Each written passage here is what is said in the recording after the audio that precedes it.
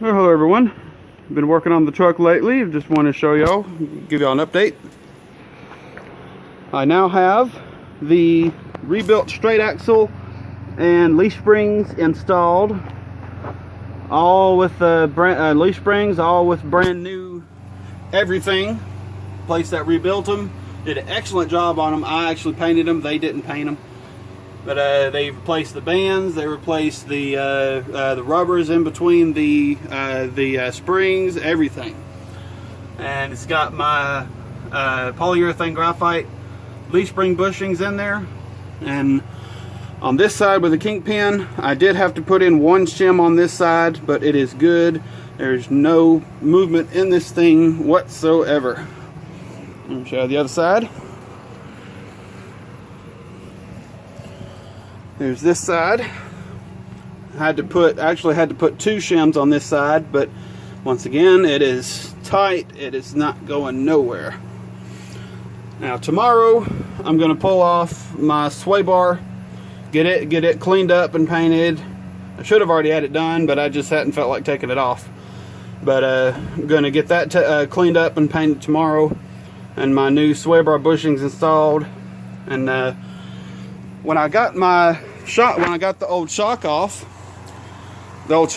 I noticed something. These are the two that came off, and this is my replacement.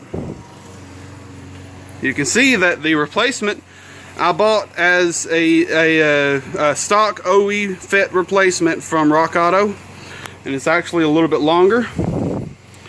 This confirmed suspicion I had that my upper shock mount had been tampered with. It was on, see if I can get a good look at it.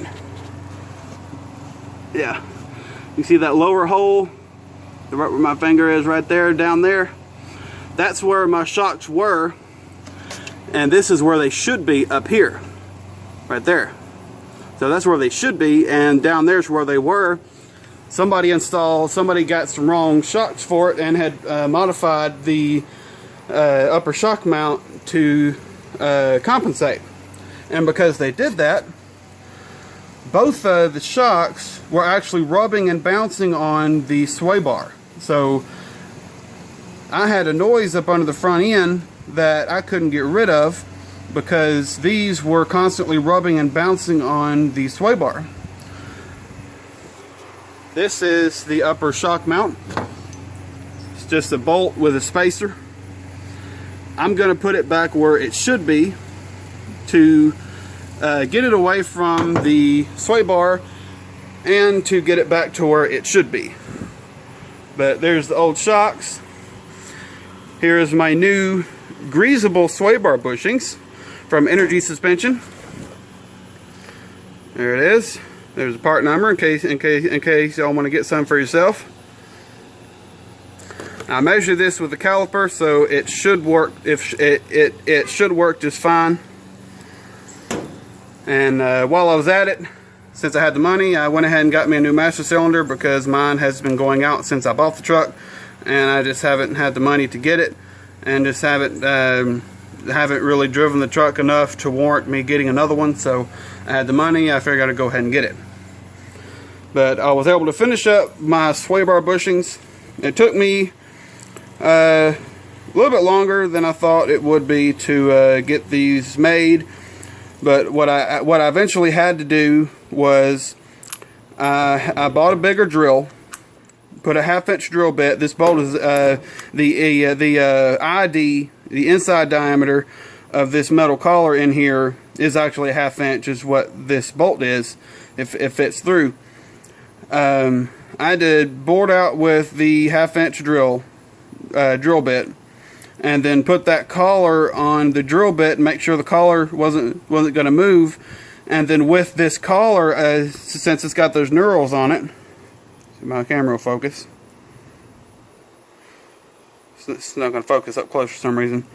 Since it's got those knurls on it, I was able to basically bore out the center of the bushing the rest of the way with the with that collar, and as it did it, it installed itself onto the metal collar.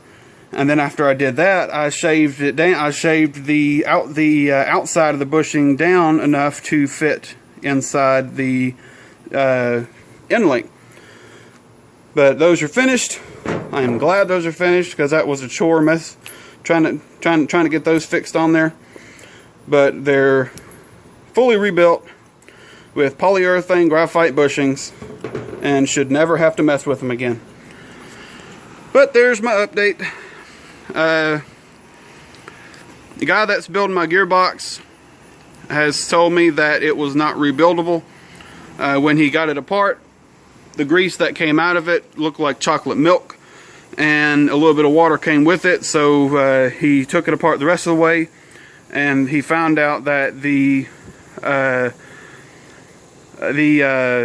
adjustment screw was on there so tight he almost wasn't able to get the gearbox apart properly without something breaking.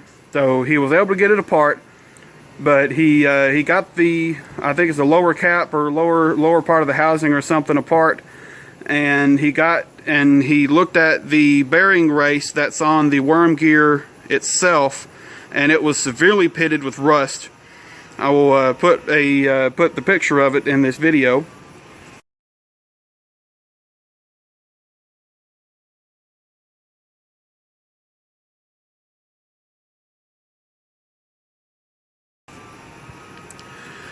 And long story short, the gearbox that came off this truck is not rebuildable, but he can build one for me, so that's what I'm doing now.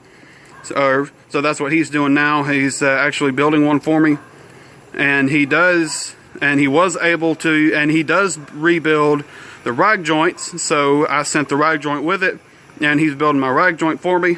So, and there it is. And once I get it back, I will, and actually get a look at it, I will put all his, if y'all need need anybody, if y'all need somebody to rebuild your gearbox or your rag joint for a truck like this,